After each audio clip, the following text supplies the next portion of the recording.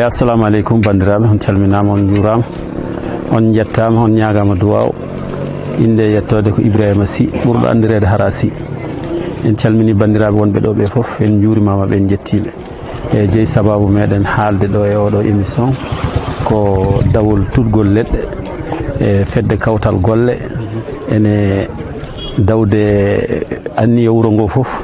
ene dawi hen, ene yiiɗi tutanade en leɗɗe e dow laabi men he. Puɗɗoriɗen noon koto galle meɗen janguirɗo gonɗo dow to o, en jippima ha ga en ɓurde mecce, eɗen gandi kadi yaade ha Daaka, ha wuuro ngo fof pottidinen ɗum. E alhamdulillahi rabbil alamin, dawol ngol noon e ngol ɗo représentant ji ɗi fof nanɗo. eyyi leɗɗe garɗe ɗe hen leɗɗe kam ɓe mbi ko noɗe mbiyete kadi won inde mabɓe de ɓe kalninomi inde ɗe kono mi yejjiti. porte butel nani hen e ngal ɗo leggal kadi mi anda no ngal wiyete ni, kono ngal ɗo noon ko ngal ɗo woni leggal gandanɗa hoorema bifno tawa ngal paray sewal ni, ko ɗen tuta ɗo e oɗo bedda. eyyi hotto butel o noon tuta ko oto banggue e ɗum ɗo to eyyi e mairie to e ɗum ɗo henne. e goɗɗe ɗeɗo noon ɗe gandi e tutede Daaka so Allah jaaɓi. e wuuro ngo foof ha timma, fodde ko takki lawol ngol foof eno jamiriro ɗen, wiya ko en tuta ɗum e takka laabi. ala wona dawol gotol, wona ñalawma goto kadi ne anniya waɗede saaha foof ne yimɓe cohli ɗum, ɗe dañi puɗɗi ɗi foof. oɗo saaha joni en wayno puɗɗi ɗi ko puɗɗiɗi mankude ɗo ni, enen fodde ko joguinoɗen ɗo ko way kono koko timmini.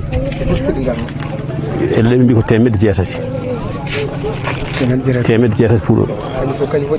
eyyi kanji fof won, eyyi ɗo kam ko joguinoɗen ɗo ko gasi, enen ko dañƴoɗen ɗo ko 200 puɗol. eyyi ko sukaɓe wuuro ngo, kono ko ɓuuri joguetade golle ɗe kam no haalira ni, e ɓurɓe teddinde golle ɗe kadi e yidde gollade golle ɗe kadi no wayno kono fedde kawtal golle ni ɓuuri daranade darde nde. e mais kono noon foof ko sukaɓe wuuro ngo, par ce que nde réunion ngo waɗa mairie nde, sukaɓe wuuro ngo fof kala pelle nde tawata hen, neɗɗo wuuro fof nde tawata hen. kadi wiya kadi kala jaaɗo yo haalan leegal muɗum no dawol ngol ne dawe no hande ni. ne wawi noon tawa information o yettaki leeɗe ɗe, mais kono ko noon haalira. e dawol hande faate turgo leɗɗe o ko Ahmad Ly, leegal Afia, représentant kawtal golle e leegal Afia, représentant kawtal golle Hizbut Ta'arif wa Ta'awun, woni fedde jangguiɓe ko faati e gandodiral e ballodiral e ɗo e Madina Gounass. eɗen dawi ɗo noon hande e inde kawtal golle,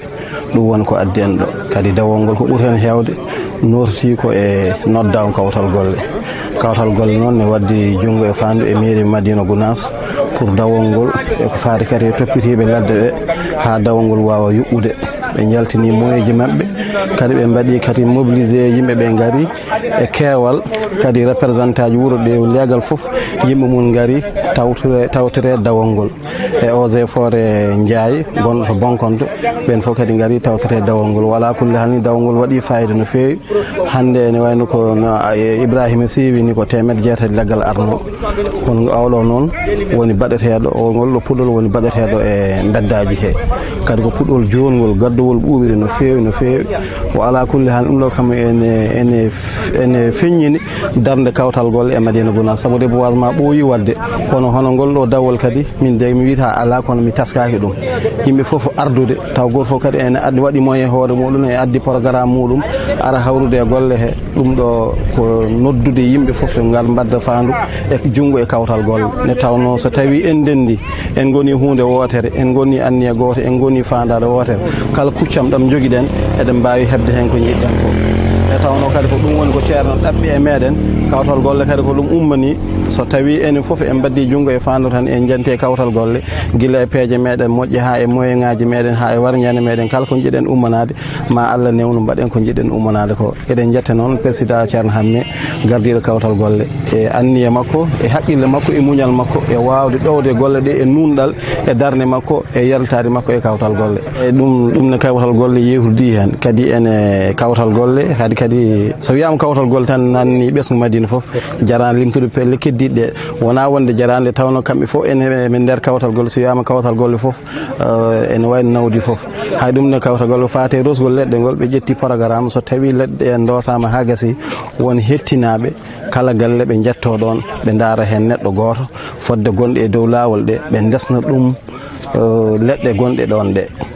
kadi ɓe kaali kadi mairie Madina Gounass yo ndaar ko wayno taxi moto ni waɗa hen londe taw ñande foof ene ara rosde hatta kadi kala galle ɗi suuɓe hen neɗɗo goto on resa nde leɗɗe timɗe e galle muɗum ɗe kawtal golle ne ƴetti on programme eyyi ɗum ne kadi ma aroy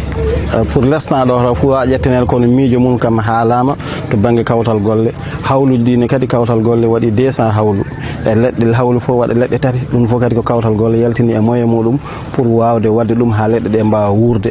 noɓe toppitori ha leɗɗe ɗe waɗe hawlu waɗa hawlu fof waɗa leɗɗe tati wawa hisnude hawlu o e lekki ki nonne kadi ɓe toppitorto wawo saaha fof ƴewtade ko waɗa toon ko walla resdaɓe ɓe iska eɓe toppiti leɗɗe ɗe walla ɓe toppitaki ɗum kam so Allah jaaɓi inchallah foof ko kala ko foti ƴettede hen kawtal golle e mairie Madina Gounass ma ƴetti ɗum en charge wawde moƴƴinde golle nde tawno tourgo ngo foof e moƴƴude wawde toppitade leggal ngal ha wuura ɓuuri wadde fayida saabu so tawi tutama toppitaka ha wuuri ene wayno ko tutano ko e golle baɗanoɗe he e moye baɗanoɗe hen ɗi sens mum ala ɗum waɗi kala koɓe mbaɗi e moye ha leggal ngal tuta mbat pilis muɗum ha leggal ngal wawa wurde inchallah onon yimɓe radio ngo foof sa konti sa pani kontuta a juumat walla mankina walla ɓurtina mi yiiɗa haalde ɗo ko wona Allah nde wonno ɗum ɗo ko golle Allah goni ɗo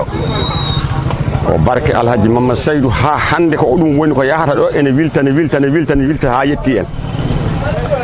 min mi dañi ɗo joni cewɗi duuɓi 50 e ɗiɗi sibu 70 garmi ɗo tugol ceerno Ibrahima Diallo nde yitani juma ka diida hande go mi medde haalde radio ala noon ko waɗata komi heɗaki kala fof ko namdiɗami ɗo enne ko yahata e wuuro he ko yaltata e radio tan mboɗo heeɗi ko adi fof mboɗo yiiɗi radio ngo ɗon no mboɗo yiɗi Madina Gounass kala kone sinka Madina kala ne kone yonna Madina mboɗo yiɗi hande jinmi tan ko Madina caggal mi segnama Tidiani ko hande jinmi tan ko Madina kala ko moƴƴi ko haalete e Madina min ko Madina tan jinmi mi fa ko wawi wonde foof moƴƴere yalla artirɗo madan koye dow wuyi ceerno ɗum meɗen jeeya nde wonno radio ngo ko duɗal alay saago neɗɗo fof ma won ko janggi hen ko wawi wonde foof kam mboɗo janggi hen kam wawde andude yimɓe mboɗo janggi hen wawde haaldude yimɓe mboɗo janggi hen diinam ɗum taki min mboɗo farnori radio ngo mboɗo yiiɗi radio ngo jarani mboɗo haala inɗe mabɓe oɗon gandi ɓe hay goto moɗon majjani ɓe eyyi ɗum ɗo ko dawruɗon ɗo henna hande ko ɗum ɗo fof min kalananomo waɗi wet meeɗino wadde darti watti kadi darti kono ngol no jiirumi ɗum ni eywa koko rewana lawol mum ha timmi yo Allah wallu won yo Allah wallu ko gonɗo e dow mum ko min ɗo gonmi ɗo joni ɗo gonmi ɗo mboɗo lore e guesam ko famɗi foof 50 lekki 50 lekki mboɗo lori ɗum ene wuuri ko hande noon min mi an yiiride hono ni mboɗo welti hen yo Allah junno ha juuta naforu tudgol lekki hay goto ndaɗo haaɗi yeyi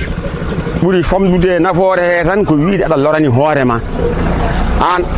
loran aduna nde wonno leɗɗe ɗe cakkotoɗa ɗe won lornoɓe ɗe kono ayiɓe cakkake e majje ko min wone sakkade e majje e an anan ne loren yo heew ɓawde Allah waɗi en jogui ceerenɓe tindinoɓe ene kolla en no mbaɗeten Allah holli en laamɗo moƴƴo ɓuuɓɗo ko wayno Macky Sall kala ko neɗɗo waɗi omo welto hen e moƴƴere eɗen dañi mbaɗowo en kadi représenté hono ko wayno Abou Ndiaye ɗum amin belti hen ko heddi ko haalte toon goɗɗum ko min ko ɗo kadni eyyi yo juut ha juuɗe baɗo fo yo lor eyyi hunde noon saɗa yiɗi ɗum waɗ ɗum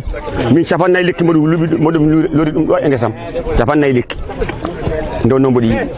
ndo noon mboɗo andi ceere ɓen yiiɗi salamu aleykum mi salmini on juuɗe Amadou Mbaye hayso mbaɗani président o wanda kanko wonɗo président RMC so tawi o ananimam ko fate hol nafoore leggal mi ɗamini o jaabore hen ko ganduɗa ene waɗa nafoore bisimillah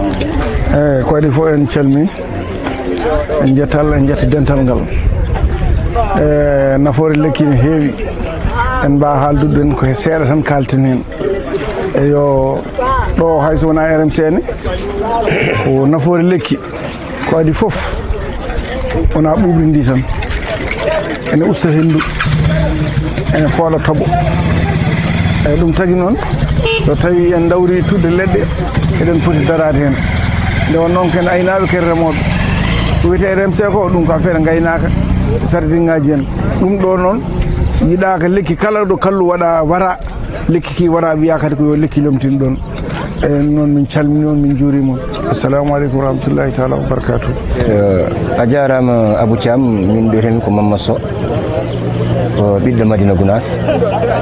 mataw to banggue commune to ko min halfina affaire taarinde hande noon ko dawol mobilisation pour tuggol leɗɗe tubankore no wiye reboisement e tuggol leɗɗe ngol noon min mbaɗi ɗum ko pecce nayyi e oɗo départ fodde ko desde ɗen puɗɗiɗen golle men ko en cuɓi hen chambre de formation en cuɓima hen mairie kesso o en cuɓima hen kadi Daka ha e boowal idigal e yanti hen oɗo corniche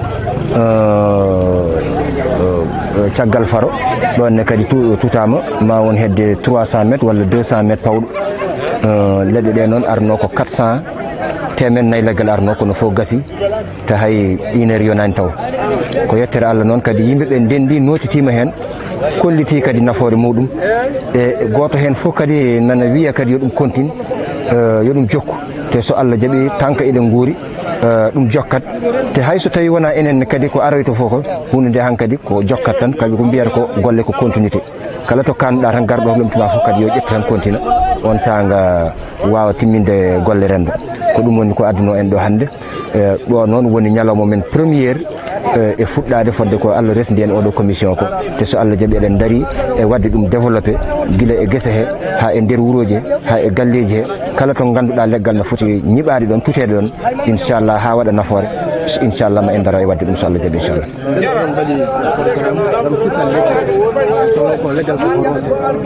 eyyi fof nana waɗa programme kisal lekki ngal nana waɗa programme goho to ngal tuteteɗo ɗiɗi hawlo o tati nden ka makki noko rosirte e noko renirte hakki hisa hakki wawa dadde ɗum fof so Allah jaaɓi noon waɗa programme muɗum so Allah jaaɓi inchallah eyyi hande en mbaɗi ngol ɗo dawol kono Allah no rokki hen kadi en miijo wongo alhamis hande o so tawi o arti eɗen pelliti addoyde kuuɗi goɗɗi won noon hawluji ne keddi fodde temedere fawde eɗen jiiɗi ƴeewoyde kuuɗi fodde hawluji keddiɗo ɗi ƴeewoyen kuuɗi muɗum alhamis garowo o so Allah jaaɓi kadi ƴewde noddude kadi rendo ngo gara kadi on sanga fodde temedere hawlu fawɗo ɗin fof kadi on sanga ɗi mbaɗene kuuɗi on sanga ɗi mbaɗe hen so Allah jaaɓi inchallah erago men ɓesgu Madina Gounass enen kam erago men ko woto ceerno haalnini en ɗum tindini en ɗum holli en ɗum fuɗɗanima en kadi ɗum erago ko woto daroɗen no wuuro ngo ɓamtori daroɗen e no ɓamtori ɗen te kadi goto fof caggal dewal ma Allah sa fini liggo to banggue leggal noon ko ceerno idi hollude en ɗum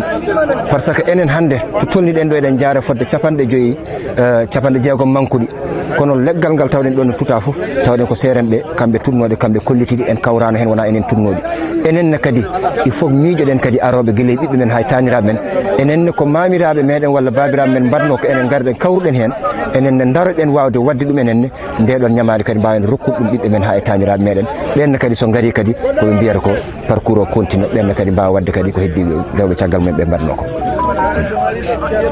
a jarama Alaji Abou a jarama no fewi mbiɗa salmina nan dental ngal fof goto fof arnoɓe ɗo ɓe fof mbiɗa yettaɓe mbiɗa yiiɗo ɓiɓɓe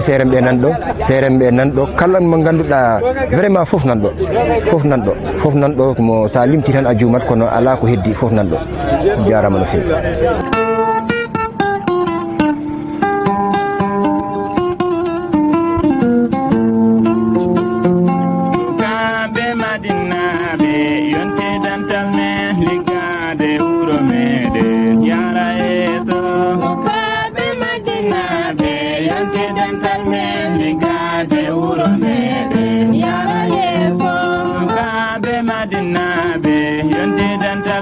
Ligade wuro mede